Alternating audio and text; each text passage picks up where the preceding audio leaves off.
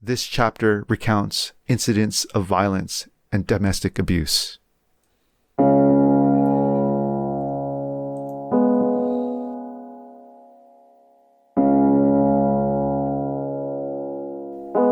The Measure of a Man, the story of a father, a son, and a suit.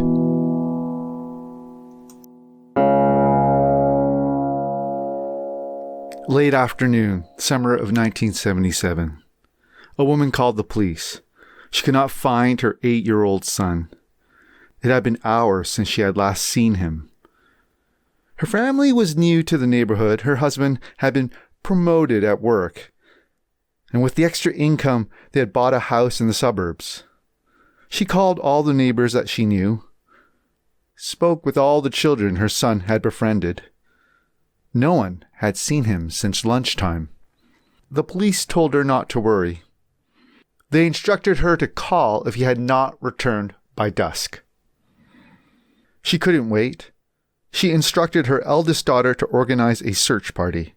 The girls mounted their bicycles and fanned out in pairs to patrol beyond the border streets and into neighborhoods he was forbidden to enter.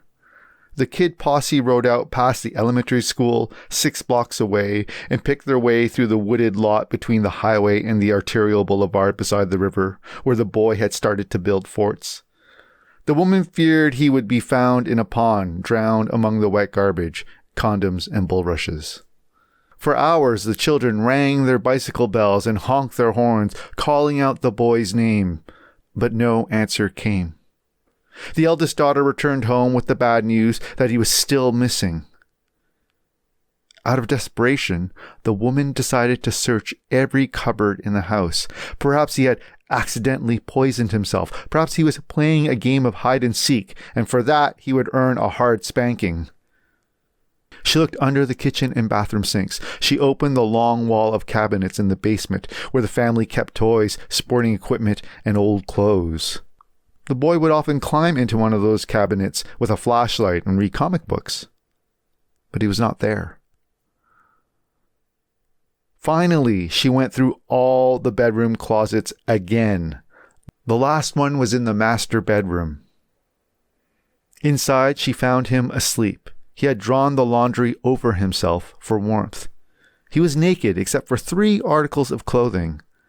Crudely wrapped around his neck was a tie.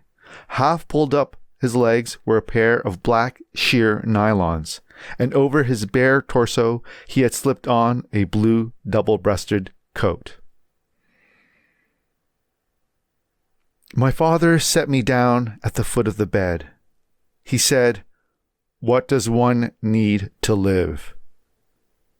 "Food?" "Wrong," he said. "You can spend $50 on food or $1,000. At the end of the month, you will have nothing. If you spend $1,000 on how you dress, if you look good, clean, and presentable, you will never go hungry. Someone will always give you a chance to work for them. Then you can eat. Do you understand?" I didn't. He snapped a rolled-up tie in the air like a whip and hung it over his arm and lectured me on the difference between foulard and woven ties. The former have printed patterns. The latter have a pattern created by weaving multicolored silk threads. My father went on to explain the value of a pair of calfskin bally loafers. He urged me to touch the buttery hide. He made me hold them, and I recall marveling at how heavy they were. And I told him so, and he laughed. He pulled out the wooden trees and gave the shoes back to me.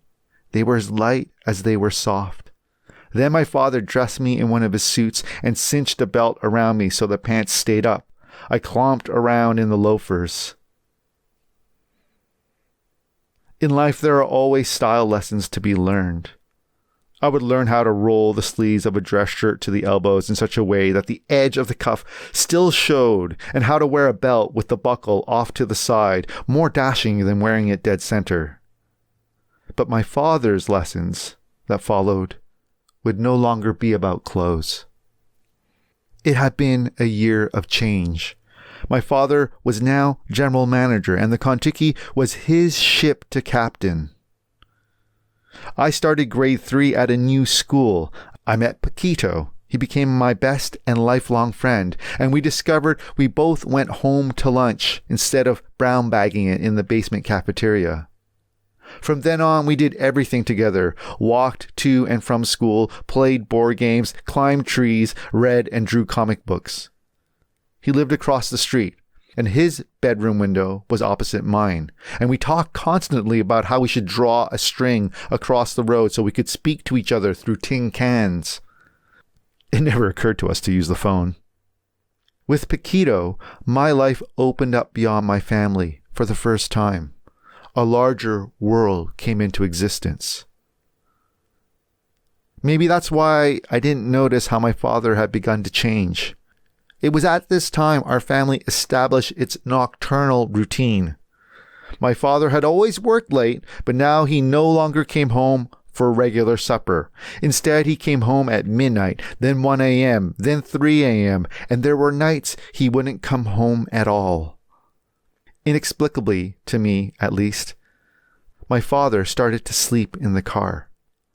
Is this when he started to drink heavily? As a boy, I thought it was due to the pressures and the demands of the restaurant business. I would discover decades later that my father had started seeing another woman. On those nights when I told myself he was working late at the Kontiki, he was actually taking out another woman named Mei Fong, a coat check girl at a Chinese restaurant. My mother's suspicions were confirmed when, after searching through his car, she found condoms in the glove compartment. She confronted him that night. She confronted him that very night. And this is the point when our life together as a family started to unravel. It was not quick, but layer by layer, the illusions of domestic happiness were stripped away from the children, from me, with every fight and drunken outburst, and with every one of my father's car crashes. There were so many. He crashed coupes, sedans, foreign and domestic. As a boy, I assumed the frequent appearance of new cars in our driveway was a byproduct of our newfound wealth and my father's need to flaunt it. In fact, the fleet of automobiles passing through our hands was due to a particular concrete median in the north end of the Victoria Bridge. When drunk, my father could never quite negotiate it. He always emerged unscathed, and it is a miracle he never hurt someone else.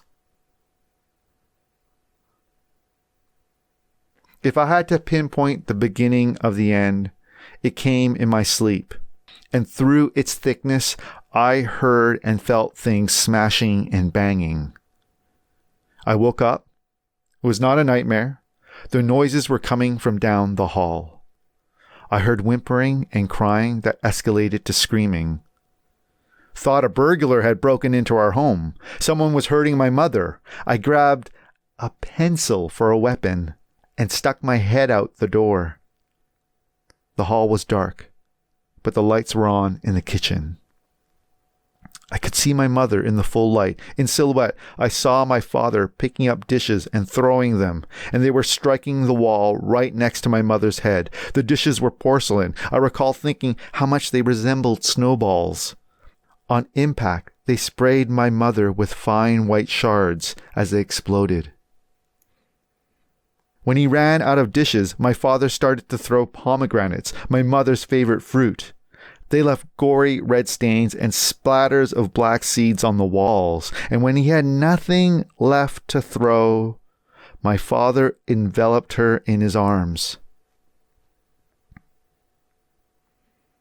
It's going to be all right, I thought. He's just angry and he is sorry. He'll never do it again. I stepped into the hallway, still clenching my pencil, inching closer to them. I was wrong. My father began to squeeze and poke her hard to make some wordless point. My mother whimpered as he bruised her. I looked down at my pencil and then at my father. His shoulders were immense, full and round. I could see how heavily his arms hung down his sides, and I felt shame.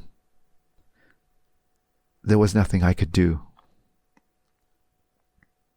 Behind me, Amy, 3 years old, opened her bedroom door. She rubbed her eyes. I backed up to her. "Go back to sleep." She didn't. She pushed past me, oblivious to what was going on. She picked her way through the mess on the floor and grabbed my mother's hand. "Mummy, come to bed," said Amy. My father loosened his grip and my mother slipped away from him. He stumbled past me and into the bathroom and fell asleep in the tub.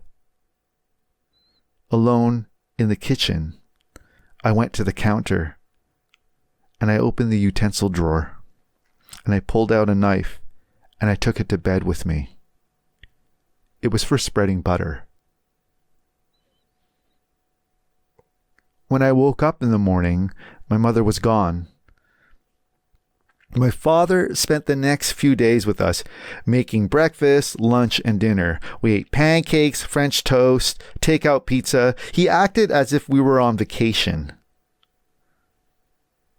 When my sisters and I asked him where our mother had gone, he told us she was visiting our grandparents, and we had to accept what he said as true.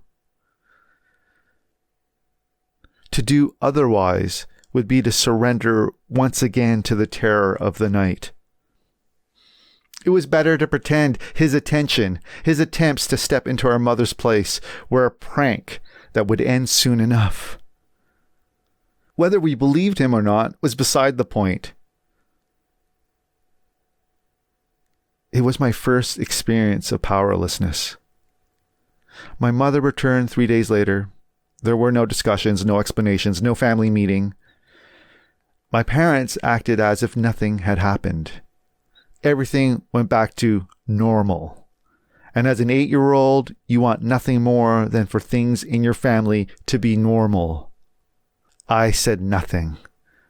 I did my best to forget. And in fact, I did. Only later would I learn from my mother, after she had confronted him about his adultery, my father had told her he was leaving my mother for May, and he was leaving right away. Though late, my father had called May on the telephone in front of my mother to tell May the good news that they could be together. And it was May who stopped my father. She told him she didn't want to leave her husband. She told him never to call again. The line went dead in my father's hands, and he was never the same man after that.